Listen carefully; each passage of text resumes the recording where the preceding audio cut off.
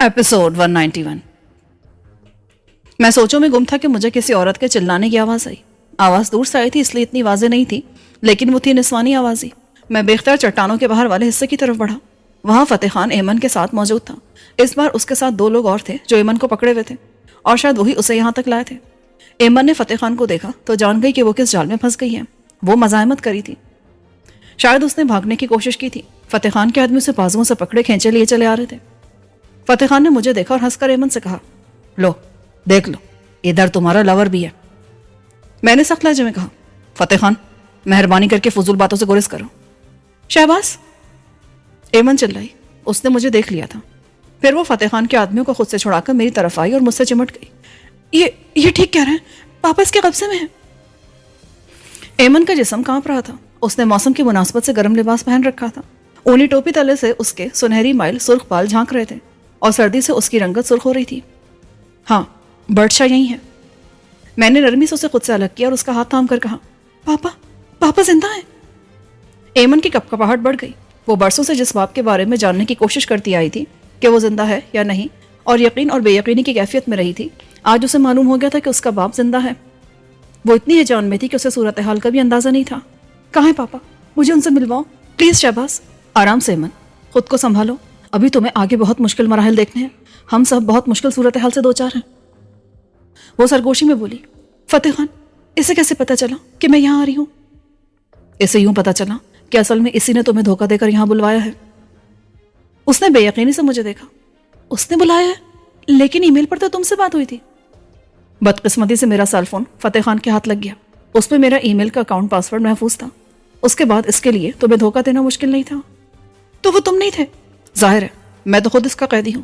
लेकिन तुमने ये हिमाकत क्यों की कि मेरी तरफ से सिर्फ ईमेल मिलने पर भागी चली गई? उसने फतेह खान की तरफ देखा। इसने धोखा ऐसा दिया था कि तुम्हें बैक वक्त बहुत सारे दुश्मन तलाश कर रहे थे और उनकी वजह से तुम फोन इस्तेमाल नहीं कर सकते, इसलिए सिर्फ ईमेल पर मुझसे रब्ता कर सकते हो। फिर पापा का सुनकर मैं खुद पर काबू नहीं रख सकी। इसने बताया कि तुम सवात में छुपे हो, लेकिन जब मैं उस पते पर पहुंची तो वहां फतेह खान के आदमी थे। वो मुझे पकड़कर यहाँ ले आए। क्या किसी को मालूम है कि तुम यहाँ आई हो? किसी को भी नहीं। हद तो ये कि मैं जहां जॉब करी हूं वहां भी नहीं बताया। मैं गहरी सांस लेकर रह गया।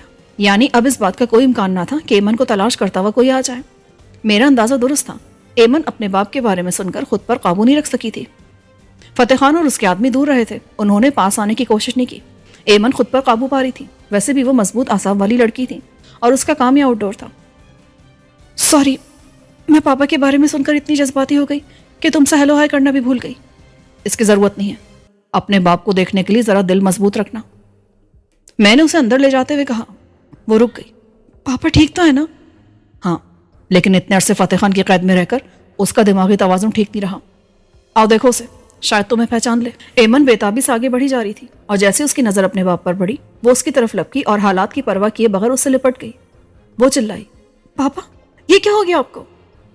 लेकिन बर्डशाह उसे देखकर दोबारा चट्टान की जड़ में घुसने की कोशिश कर रहा था। उसके मुंह से डरी डरी आवाजें निकल रही थी, जैसे उसे एमन से कोई खतरा हो।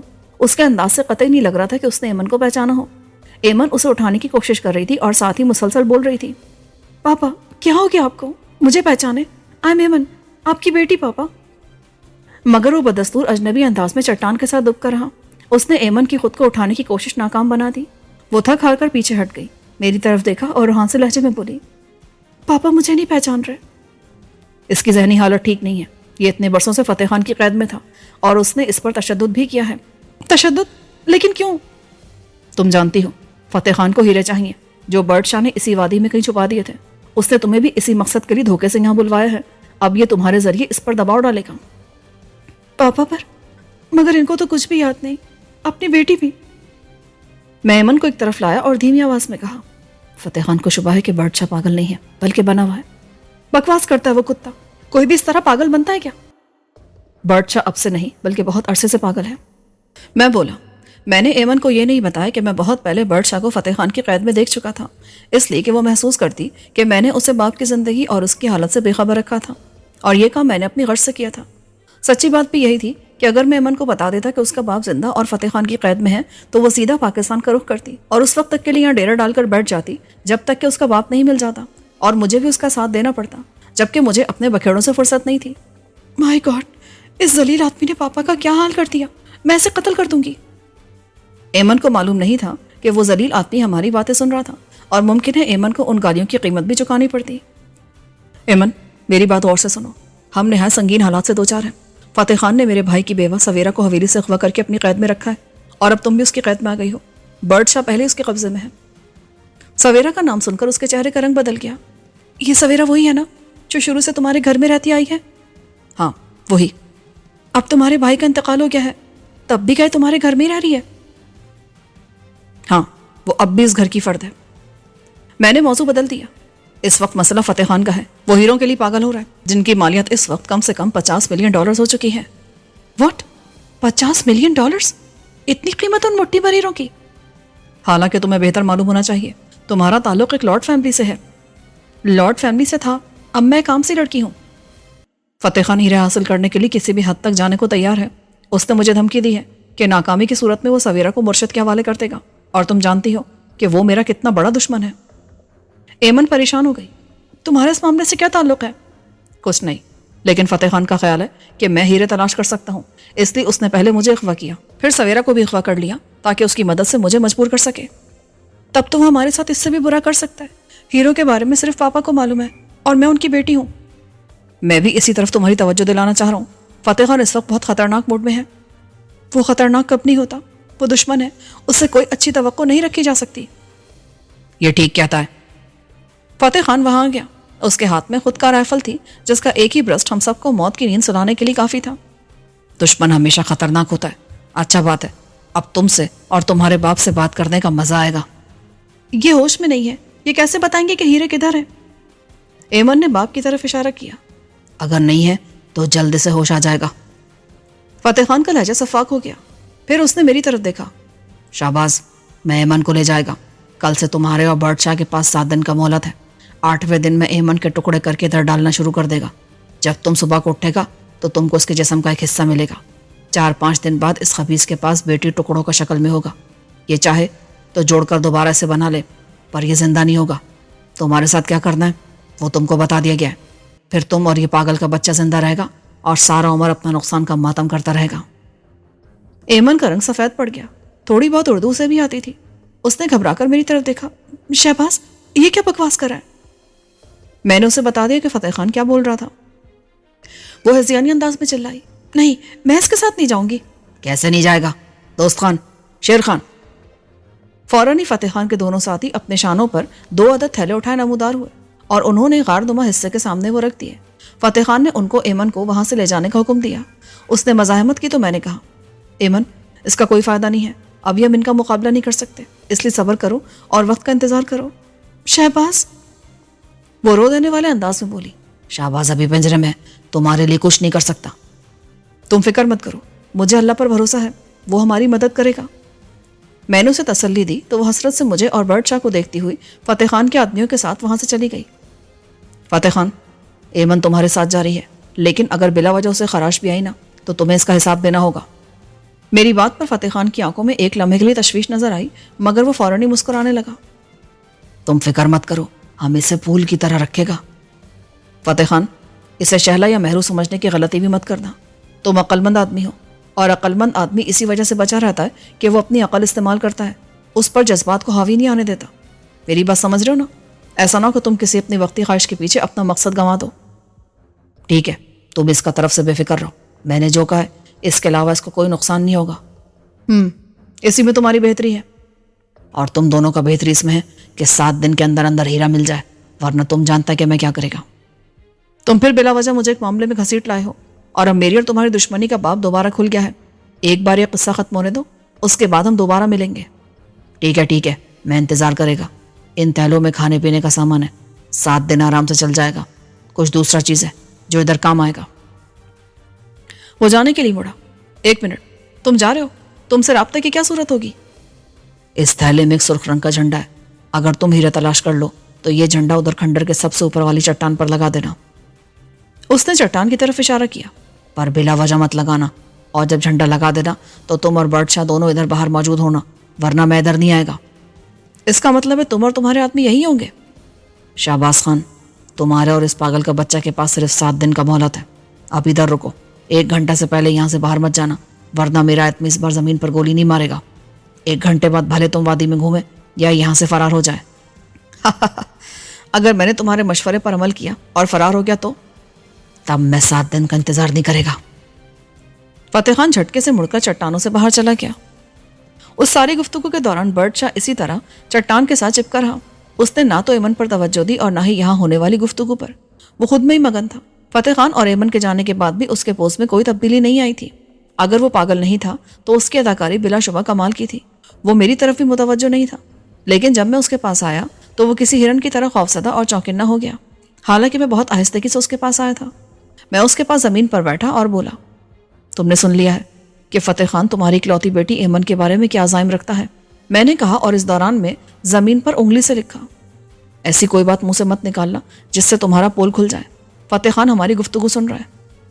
लिखकर मैंने मुंह से कहा, अगर तुमने हीरो वाली जगह नहीं बताई तो फतेह खान 7 दिन बाद उसे किस्तों में कत्ल करना शुरू कर देगा और उसके टुकड़े यहाँ फेंक कर जाएगा। बर्ड शाह की नजरें जमीन पर लिखी तहरीर पर मरकूज थी। जमीन भी पथरीली थी, लेकिन उस पर गर्द की इक्तिहा गई थी। मैंने हाथ फेरकर पुरानी तहरीर मिटा दी और लिखा, बर्ड शाह, अगर तुम होश में हो तो इस मामले में पूरी संजीदगी से सोचो। फिर मैं बोला, अब मोहलत नहीं है। फतेह खान एमन के साथ मेरी होने वाली बीवी को मेरे दुश्मन मुर्शिद के हवाले कर देगा। बर्ट ने गर्द पर लिखी तहरीर को देखा और यूं आंखें बंद करके ऊँगने लगा जैसे मेरी लिखी और बोली हुई एक बात भी उसके समझ में ना आई हो। सूरज सर से होकर जरा ढल गया था, लेकिन उसकी ताबनाकी बरकरार थी। चट्टानें धूप से इस तरह गर्म हो गई थी कि अब पहनी हुई जैकेट भी बोझ लग रही थी। मैंने गर्द की तहरीर साफ की और उठकर थैलों का सामान चेक करने लगा। उसमें तकरीबन सारा ही टिन पैक और डब्बा बंद ग़िज़ा और मिनरल वाटर की बोतलें थी। हालांकि यहाँ मिनरल वाटर की ज़रूरत नहीं थी। दूसरे सामान में एक अदद स्लीपिंग बैग था जो यकीनन बर्ड शाह के लिए था, क्योंकि खुला सोना मुमकिन ना था। सर पर बांधने वाली जदीद तरीन टॉर्चें जो 20-25 घंटे तक रोशन रह सकती थी, ये यकीनन रात के लिए थी। दुश्वार गुजार जगहों पर जाने के लिए रस्सियाँ और कोपहमाई की कुछ चीज़ें थीं, लेकिन चालाक फतेह खान ने ऐसी कोई चीज़ नहीं दी थी जिसे मैं बतौर हथियार इस्तेमाल कर सकता। सिवाय एक नाकारा पिस्तौल के मेरे पास कुछ न था। बर्ड शाह शायद भूखा था, क्योंकि वो टिन बंद खुराक को ललचाई हुई नज़रों से देख रहा था। उसकी सेहत से लगता था कि फतेह खान उसे भूखा भी रखता होगा। शायद वो उसे इस तरह सज़ा देना चाहता था। मैंने एक फ्राई आलू का टिन खोलकर उसकी तरफ बढ़ाया तो उसने बेसब्री से उचक लिया और जल्दी जल्दी खाने लगा, जैसे उसे खतरा हो कि मैं कहीं वापस ना छीन लूँ। मैंने अपने लिए ट्यूना का टिन निकाला। ये सर्द नहीं रहा था, इसलिए मैंने आराम से खुश्क तंदूरी नान के साथ खा लिया। फिर स्प्रिट से जलने वाला बर्नर निकालकर उस पर कॉफ़ी तैयार की और एक मग बर्ड शाह की तरफ बढ़ा दिया, जो अब ट्यूना का टिन खाली करा था। टिन खाली करके उसने हरीस नज़रों से मेरी तरफ देखा। उसकी भूख नहीं मिटी थी, बस पेट भर गया था। इस वक्त के लिए इतना काफ़ी है। ज़्यादा ट्यूना खाने से पेट खराब हो सकता है। लो, कॉफ़ी पियो, नेस्कैफे है। बर्ट ने जल्दी से मग थाम लिया और एक गहरी सांस लेकर पहले कॉफ़ी की खुशबू महसूस की और फिर उसके गर्म होने की परवाह किए बगैर एक घूंट लिया। उसका मुंह जल गया था, लेकिन वो बदमज़ा नहीं हुआ। जैसे उसके मुंह की जलन कम हुई, उसने फिर वैसे ही बड़ा सा घूंट लिया। मैं उसके पास एक पत्थर पर टिक गया। खाने पीने के मामले में वो होशियार नजर आता था। उसे मालूम था कि कैसे खाया जाता है और कौन सी चीज़ पीने वाली है। फिर वो खाने पीने की चीज़ों से पूरी तरह लुत्फानंदोज़ भी हो रहा था। लेकिन ये किसी की होशियारी जांचने का पैमाना नहीं है, क्योंकि भूख तो पागल को भी लगती है। बर्ड शाह, तुम मेरी बात सुन रहे हो? उसने सर उठाकर मेरी तरफ देखा, लेकिन जुबान से कुछ न बोला। क्या तुम्हें हीरे याद है? इस सवाल पर भी वो ऐसे ही मुझे देखता रहा। तुम्हें याद है, तुम्हारा ताल्लुक एक मुअस्सिस इंग्लिश फैमिली से है। तुम्हें मालूम है, तुम्हारी गुमशुदगी का फ़ायदा उठाकर तुम्हारे कज़न डेविड शाह ने तुम्हारी जागीर और खिताब पर कब्जा कर लिया है, और तुम्हारी इकलौती बेटी एमन को कुछ नहीं मिला है। तुमने एमन को देखा, अभी आई थी। फतेह खान ने उसे पकड़ लिया है, और अगर तुमने उसे हीरे ना दिए तो वो एमन को कत्ल कर देगा। मेरी गुफ्तगू के दौरान वो इसी तरह मुंह उठाए देखता रहा, जैसे गौर से मेरी बात सुन रहा हूँ।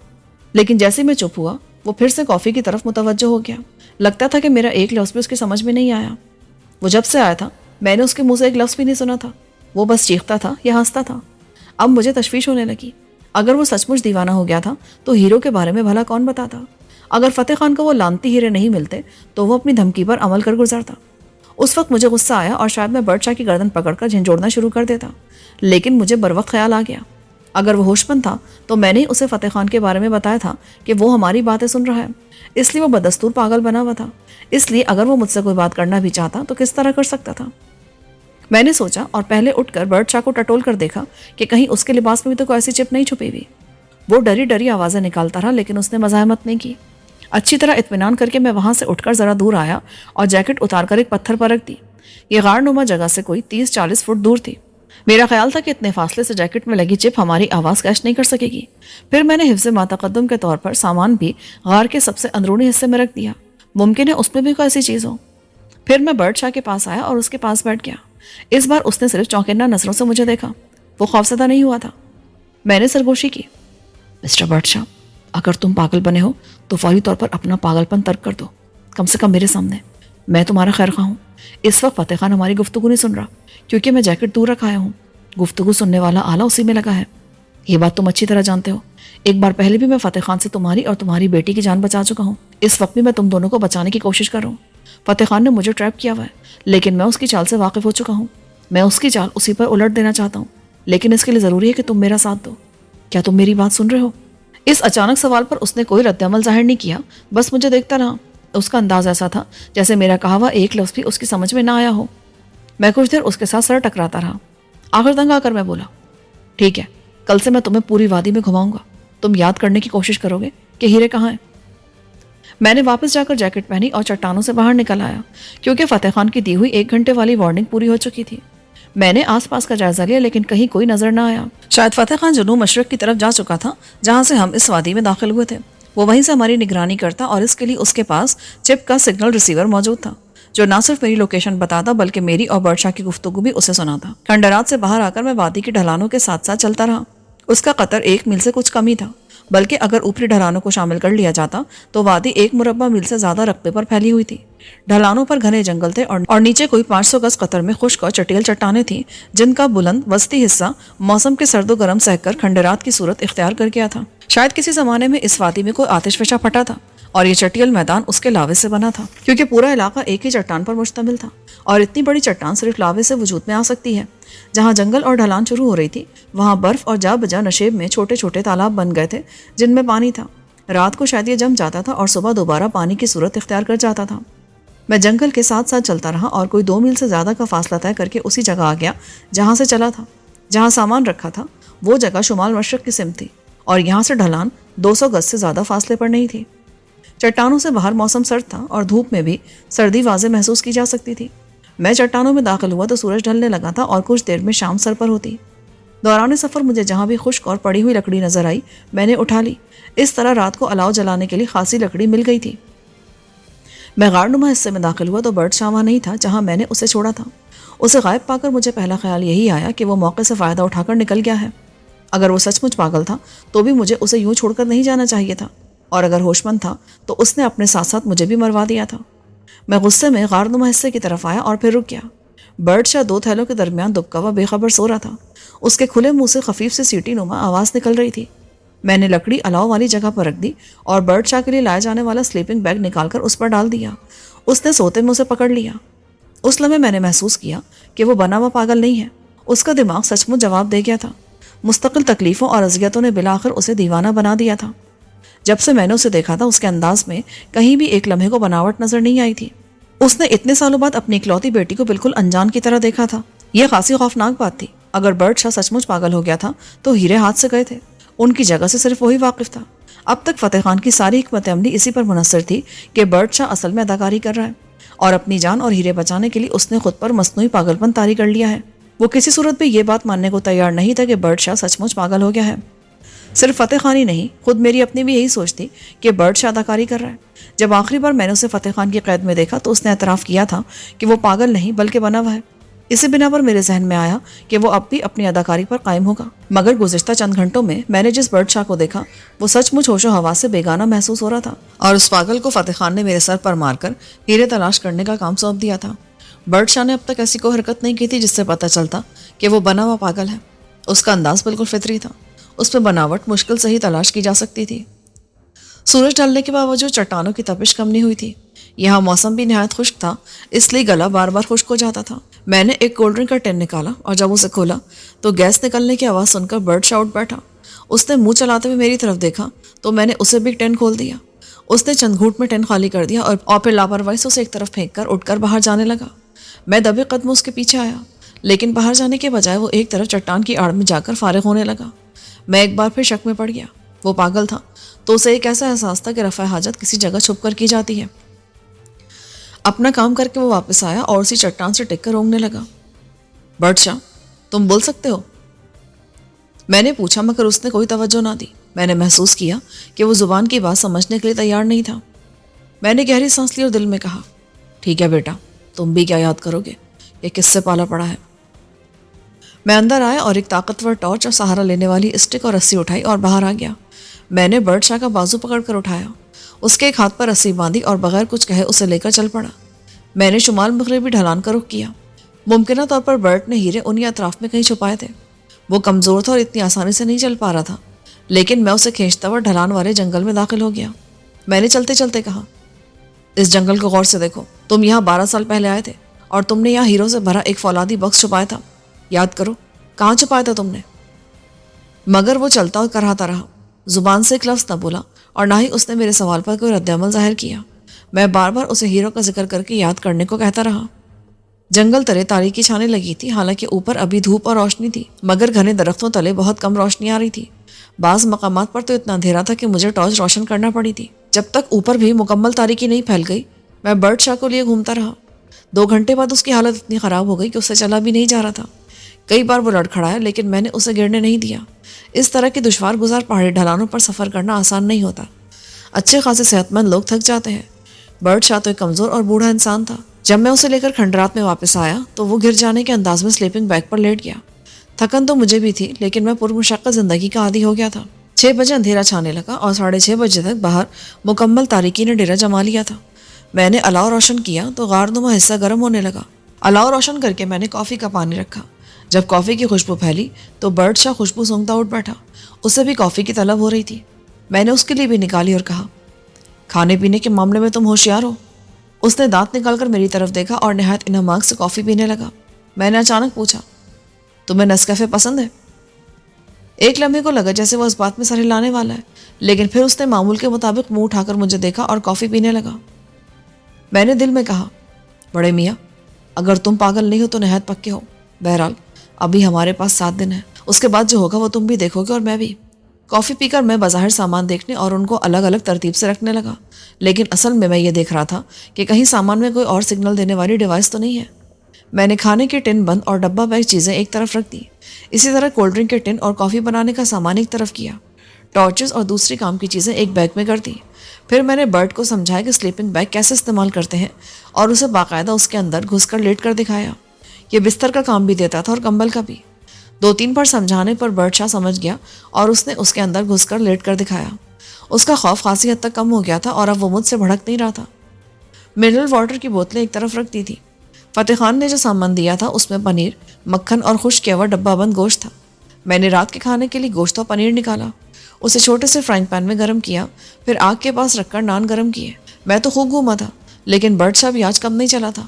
اس کا مارے بھوک کے برا حال تھا، اس لیے جب میں نے کھانے کی تیاری شروع کی تو وہ پہلے سے آ کر بیٹھ گیا اور للچائی ہوئی نظروں سے کھانے کی چیزوں کو دیکھتا رہا، مگر اس نے خود سے کوئی چیز نہ چھیڑی۔ میں نے ڈنر گرم کر کے اس کے سامنے رکھا تو وہ اس پر ٹوٹ پڑا۔ کھانے کے بعد وہ ایک بار پھر بے سود ہو کر پڑ گیا۔ میں نے چلا چلا کر اسے تھکا مارا تھا اور آج تو آغاز تھا۔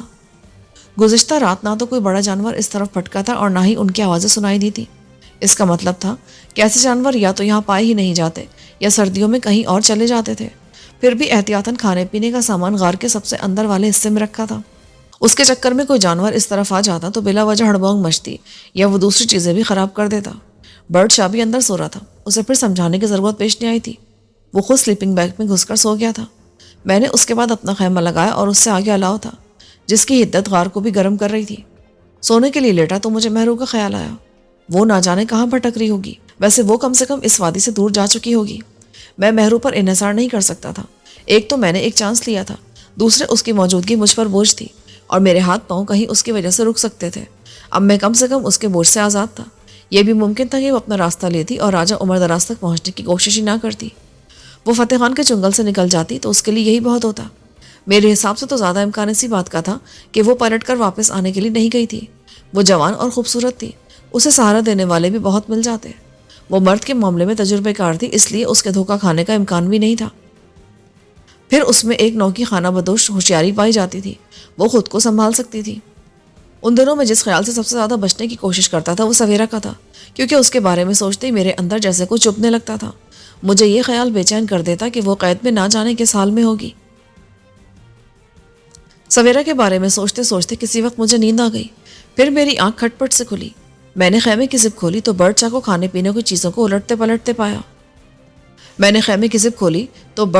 پینے کی چیزوں کو الٹتے پلٹتے پایا. یہ کیا کر رہے ہو؟ میں نے کہا تو وہ بھڑک کر جلدی سے واپس اپنی جگہ پر آ گیا. وہ چیزوں کو دیکھ رہا تھا. اس نے کسی چیز کو کھولا نہیں تھا. صبح قریب تھی اور شاید اسے دوبارہ بھوک لگ گئی تھی. سو جاؤ، ابھی صبح ہی کچھ کھانے کو ملے گا، اس سے پہلے نہیں مل سکتا. وہ سعادت مندی سے اپنے سلیپنگ بیگ میں گھس گیا. میں باہر آیا. مجھے حاجت محسوس ہو رہی تھی. میں ٹارچ لے کر چٹانوں کے درمیان آیا. دن میں یہ چٹانیں جتنی گرم ہوتی تھیں اس وقت اتنی ہی ٹھنڈی تھی. پانی کی ضرورت پوری کرنے کے لیے میں منرل واٹر کی بوتل لے آیا تھا، کیونکہ باہر اس وقت کہیں بھی پانی موجود تھا بھی تو وہ برف سے بھی زیادہ ٹھنڈا تھا. میں واپس آیا اور الاؤ میں مزید لکڑی ڈالی. اس میں آگ کم رہ گئی تھی. مجھے نیند نہیں آ رہی تھی، اس لیے میں کمبل لے کر الاؤ کے پاس ہی بیٹھ گیا. بعض لوگ جن کے نزدیک سوائے اپنی اور کسی کی اہمیت نہیں ہوتی، وہ اپنی عزت نفس کا اہمیت دیتے ہیں اور اپنے پیاروں کو قربان کر دیتے ہیں. لیکن میرے نزدیک یہ عزت نفس نہیں بلکہ خود پرستی ہے، جس میں انسان بس خود کو ہی سب کچھ سمجھتا ہے اور کسی کی اس کے نزدیک کوئی اہمیت نہیں ہوتی. برڈ شاہ اس وقت مجھے ایسا ایک شخص لگ رہا تھا. اس میں خود پرستی تھی. اسے اپنی اکلوتی بیٹی ایمن کی بھی پرواہ نہیں تھی، جو دشمنوں کے قبضے میں آ چکی تھی. خیالوں کے دوران دوبارہ نیند نے غلبہ پا لیا اور دوسری بار آنکھ کھلی تو الاؤ کے راکھ ہو رہے تھے. صبح کی روشنی نمودار ہو چکی تھی. میں ایک انگڑائی لے کر اٹھ بیٹھا اور پھر یہ انگڑائی ادھوری رہ گئی کیونکہ برڈ شاہ کا سلیپنگ بیگ خالی تھا. میں تیزی سے اٹھا، کمبل پھینک کر باہر آیا. میں نے برڈ کو آواز دینے سے گریز کیا اور دبے قدموں چٹانوں کے درمیان چلتے ہوئے اسے تلاش کرنے لگا. میں دیکھنا چاہتا تھا کہ وہ فرار نہیں ہوا ہے تو کہاں گیا ہے، مگر جلد میں نے اسے ایک جگہ مخصوص پوز میں بیٹھے پایا. وہ رفع حاجت کر رہا تھا. میں اس سے کچھ دور ہو گیا، لیکن میں نے اطمینان کر لیا کہ اگر وہ یہاں سے اٹھے گا تو لازمی میری نظروں میں رہے گا. اسے علم نہیں تھا کہ میں اسے دیکھ چکا ہوں. وہ فراغت حاصل کرنے کے ساتھ ساتھ کچھ گنگنا بھی رہا تھا. میں نے غور کیا تو وہ کچھ اشعار گنگنا رہا تھا. کم سے کم الفاظ کی ترتیب سے تو یہ شاعری لگتی تھی. کل سے اب تک میں نے اسے پہلی بار کچھ بولتے سنا تھا. آواز دھیمی اور لہجہ صاف تھا. غالباً وہ سمجھ رہا تھا کہ میں سو رہا ہوں، اس لیے وہ موقع سے فائدہ اٹھا کر بولنے کی خواہش پوری کر رہا تھا. کچھ دیر بعد وہ اپنی پتلون چڑھاتا وہ اس حصے سے باہر آیا اور مجھے موجود پا کر چند لمحے کے لیے سٹ پٹا گیا، لیکن فوراً اس نے اپنے مخصوص انداز میں دانت نکالے. میں نے اسے خاموش رہنے کا اشارہ کیا اور پلٹ کر غار کی طرف آ گیا. مجھے امید تھی کہ اس کے گنگنانے کی آواز فتح خان تک نہیں پہنچی ہوگی. خود میں بہت مشکل سے سن پا رہا تھا. وہ خاموشی سے میرے پیچھے آیا اور اندر جانے کے بجائے الاؤ کے پاس بیٹھ کر پر امید نظروں سے مجھے دیکھنے لگا. اسے کھانے کی طلب ہو رہی تھی. میں نے ناشتے کا سامان نکالنا شروع کیا. الاؤ پر کافی کا پانی رکھ کر میں منہ ہاتھ دھونے کے لیے چلا گیا. چٹانوں میں ایک جگہ مجھے کچھ پانی مل گیا تھا جو نہایت یخ تھا، لیکن اس سے منہ ہاتھ دھو کر میں تازہ دم ہو گیا. اس سردی میں تقریباً کھلی جگہ سونا کسی طرح آرام نہیں دے سکتا تھا، اس لیے جسم میں تھکاوٹ کی کیفیت تھی جسے اس سرد پانی نے زائل کر دیا. دانت صاف کر کے میں واپس آیا اور ناشتہ تیار کیا. میں اور برڈ دونوں ناشتے سے فارغ ہوئے اور میں تیار ہو گیا. جیسے میں نے رسی نکالی وہ ڈری ڈری آواز نکال کر پیچھے ہٹا. اس نے بھاگنے کی کوشش کی، لیکن میں نے پھرتی سے اس کا بازو پکڑ کر رسی اس کے ہاتھ میں اس طرح باندھ دی کہ وہ اسے ایک ہاتھ سے کھول نہیں سکتا تھا. میں مسکرا کر بولا، آج سارا دن گھومنے پھرنے کے لیے تیار ہو جاؤ. امید ہے اس سے تمہاری یادداشت پر کچھ نہ کچھ فرق پڑے گا. میں اسے لے کر روانہ ہو گیا. میرا شام سے پہلے واپس آنے کا کوئی ارادہ نہیں تھا، اس لیے میں نے خوراک کے کچھ ٹن، کولڈ ڈرنکس اور پانی کی بوتل ساتھ لے لی. برڈ شاہ فی الحال تازہ دم تھا، لیکن وہ مرے مرے انداز میں میرے ساتھ چل رہا تھا. رسی مستقل ہاتھ میں تھامے رہنے کی زحمت سے بچنے کے لیے میں نے اس کا لچھا شانے پر ٹانگ لیا تھا. سامان بیگ میں پشت پر بندھا ہوا تھا اور ہاتھ میں اسٹک تھی. دوسرا ہاتھ آزاد تھا. میں چڑھائی کے سفر کے دوران برڈ شاہ سے باتیں بھی کرتا جا رہا تھا. پتہ نہیں وہ میری بات سن رہا تھا نہیں. وہ خاموشی سے میرے پیچھے پیچھے سفر کر رہا تھا. میں اس سے باتیں کرتا رہا. اسے امن کے بارے میں بتاتا رہا، ڈیوڈ شاہ کے بارے میں بتاتا رہا، اپنے اور فتح خان کے بارے میں بتاتا رہا اور درمیان میں ہیرو کا ذکر بھی کر دیتا تھا. 1 گھنٹے بعد میں نے اسے 10 منٹ آرام کا وقت دیا، لیکن اس کی حالت اتنی بری ہو رہی تھی کہ یہ 10 منٹ کا آرام اس کے لیے ناکافی تھا. 10 منٹ بعد میں نے اس کی رحم طلب نظروں کی پرواہ کیے بغیر اسے اٹھایا. اس سارے دن میں نے اسے کوئی 6 گھنٹے گھمایا. ہر 1 گھنٹے بعد 10 منٹ کے لیے ہم رکے اور 3 گھنٹے بعد میں نے کھانے کا وقفہ دیا. یہ بھی صرف آدھے گھنٹے کا تھا. شام تک میں خود بھی تھک گیا، لیکن برڈ شاہ پر تو غشی کی کیفیت طاری تھی. وہ بادل ناخواستہ میرے پیچھے گھسٹ گھسٹ کر چل رہا تھا اور رونے کے انداز میں کرا رہا تھا. آخری 2 گھنٹوں میں تو وہ کئی بار گرا، مگر میں نے اس پر ترس نہیں کھایا. دیکھا جائے تو وہ بھی فتح خان سے کم نہ تھا. فتح خان ہیرو کے پیچھے پاگل ہو رہا تھا کیونکہ وہ دولت کا لالچی تھا، ایک جرائم پیشہ شخص تھا. مگر برڈ شاہ ایک معزز لارڈ خاندان کا چشم و چراغ تھا. بے شک ہیرے بہت قیمتی تھے، مگر اس کے اور اس کی بیٹی کی زندگی سے زیادہ قیمتی نہیں. کوئی اور ہوتا تو اپنی بیٹی کو فتح خان کی قید میں دے کر ہتھیار ڈال دیتا، مگر برڈ کے انداز میں ذرا سا بھی فرق نہیں آیا تھا. وقت گزرنے کے ساتھ ساتھ میرا شک بڑھ رہا تھا کہ وہ اداکاری کر رہا ہے، اور اس کے ساتھ ہی اس پر میرا غصہ بھی بڑھ رہا تھا۔ کبھی کبھی میرا جی چاہتا تھا کہ اس کے ساتھ وہی سلوک کروں جو اب تک فتح خان کرتا آیا ہے۔ غارنما حصے میں پہنچتے وہ چٹان کے ساتھ لگ کر بیٹھ گیا۔ اس کی آنکھیں بند تھیں اور منہ سانس لینے کے لیے کھلا ہوا تھا۔ میں نے رسی کا ایک ٹکڑا الگ کیا اور اس سے برڈ شاہ کے ہاتھ اور پاؤں اس طرح باندھ دیے کہ اسے زیادہ تکلیف نہ ہو، لیکن وہ خود کو آزاد بھی نہ کرا سکے۔ مجھے اندیشہ تھا کہ آزاد ہونے کی صورت میں وہ فرار ہو جائے گا۔ آج میں نے اسے بہت چلایا تھا۔ میں خود بھی تھک گیا تھا اور کچھ دیر آرام کرنا چاہتا تھا، مگر آرام کرنے سے پہلے میں نے فتح خان کو کچھ ناگفتنی سنائی جس نے مجھے اس مشقت میں ڈال دیا تھا جس کا کوئی انجام نظر نہیں آتا تھا۔ جب ہم واپس آئے تو سورج غروب ہو چکا تھا۔ باہر سردی پڑ رہی تھی۔ میں برڈ کو اندر لایا اور اس کو سلیپنگ بیگ پر ڈال دیا۔ وہ بالکل بے سود ہو رہا تھا۔ ایک لائٹ آن کر کے اس طرح رکھ دی کہ غار کسی قدر روشن دکھائی دینے لگا۔ یہ کام کر کے میں دیوار سے ٹیک لگا کر اونگنے لگا۔ برڈ کا چہرہ میری طرف تھا اور میں وقفے وقفے سے اس کو دیکھ رہا تھا۔ وہ آنکھیں بند کیے لیٹا تھا۔ ایک بار میں نے اونگتے ہوئے یوں سر جھکا لیا جیسے تقریباً نیند میں چلا گیا ہوں، لیکن میری آنکھ خفیف سے کھلی ہوئی تھی۔ برڈ اگر دیکھتا تو اسے میں سوتا ہوا ہی نظر آتا۔ میں خاصی دیر تک اسی پوز میں رہا۔ وہ بھی ساکت لیٹا رہا۔ 15-20 منٹ کے بعد مجھے لگا کہ وہ سچ مچ سو چکا ہے۔ میں سیدھا ہونے کا ارادہ کر ہی رہا تھا کہ برڈ شاہ نے آنکھیں کھول دی۔ اس نے غور سے میری طرف دیکھا اور پھر کسمسانے لگا۔ وہ جاگ رہا تھا یا اب جاگ گیا تھا، لیکن اس کے انداز سے پہلے جیسی تھکاوٹ نظر نہیں آ رہی تھی۔ اچانک میں ہلا تو وہ پہلے کی طرح بے سود بن گیا۔ میں نے اٹھ کر غور سے اس کی طرف دیکھا اور یوں حرکت میں آیا جیسے اس سے چھپ کر کوئی کام کرنے جا رہا ہوں۔ میں نے جیکٹ کی جیب سے پستول نکالا اور پھر اس سے میگزین نکال کر جیکٹ کی سامنے والی جیب میں رکھ لیا اور خالی پستول اس بیگ میں رکھ دیا جس میں کھانے پینے کی چیزوں کے علاوہ باقی سامان پڑا تھا۔ یہ کام میں نے اس طرح کیا جیسے برڈ شاہ سے چھپا کر رہا ہوں اور اسے معلوم بھی ہو جائے کہ میں نے پستول خالی کر کے رکھا ہے اور میگزین اپنی جیکٹ میں رکھ لیا ہے۔ یہ کام کر کے میں نے ایک بار پھر برڈ کو غور سے دیکھا۔ وہ سوتا بن گیا جبکہ 1 منٹ پہلے وہ اٹھا تھا۔ کوئی ہوشیاری اس کی حرکت کر سکتا تھا۔ کچھ دیر کے بعد میں نے برڈ کے ہاتھ پیر سے بندھی رسی کھولی اور باہر آیا جہاں جلانے والی لکڑیاں پڑی تھیں۔ الاؤ روشن کر کے میں کچھ دیر آگ تاپتا رہا، پھر رات کے کھانے کی تیاری شروع کر دی۔ گوشت بھوننے کی خوشبو پھیلی تو اندر برڈ شاہ تڑپ گیا تھا۔ دوپہر میں اس نے مجھ سے زیادہ ہی کھا لیا تھا، پھر بھی اسے بھوک لگ رہی تھی۔ اس نے آوازیں نکالنا شروع کر دی۔ میں نے اندر جھانکا۔ ہاں میرے بوڑھے بچے، کھانا تیار ہے، لیکن تم کھانے کے بجائے اپنی بیٹی کی فکر کرو جسے 6 دن بعد ٹکڑوں میں تقسیم کر کے وادی میں پھینکنے کی دھمکی دے چکا ہے وہ۔ ظاہر ہے برڈ شاہ نے اس بات پر ذرا بھی دھیان نہیں دیا۔ وہ الاؤ کے پاس آ گیا۔ میں نے محسوس کیا کہ وہ کمزور تھا، لیکن اتنا بھی نہیں جتنا نظر آ رہا تھا۔ اس کے جسم میں جان تھی۔ جیسے ہی میں نے بھنا گوشت اور روٹی اس کے سامنے رکھی، وہ اس پر ٹوٹ پڑا۔ دیکھتے ہی دیکھتے وہ سب چٹ کر گیا۔ میں بھی کھا رہا تھا، لیکن اس کی خوراک ایک بار پھر مجھ سے زیادہ ثابت ہوئی تھی۔ اپنے حصے کا کھا کر اس نے پر امید نظروں سے میری طرف دیکھا۔ بس اتنا ہی ملے گا، ہمارے پاس خوراک زیادہ نہیں ہے، ابھی ہمیں 6 دن گزارنا ہے، البتہ اس کے بعد شاید کھانے پینے کی ضرورت نہ پڑے۔ کھانے کے بعد میں نے کافی بنائی اور کافی پی کر وہ اندر چلا گیا۔ میں ایسی جگہ بیٹھا تھا جہاں سے اسے اندر دیکھ سکتا تھا۔ برٹ نے اس بیگ کی طرف جانے کی کوشش نہیں کی جس میں نے پستول رکھا تھا۔ میں کچھ دیر الاؤ کے پاس بیٹھا رہا، پھر اٹھ کر اندر آیا اور انگڑائی لیتے ہوئے بولا، آج میں بہت تھک گیا ہوں، تمہارا کیا حال ہے اولڈ بوائے؟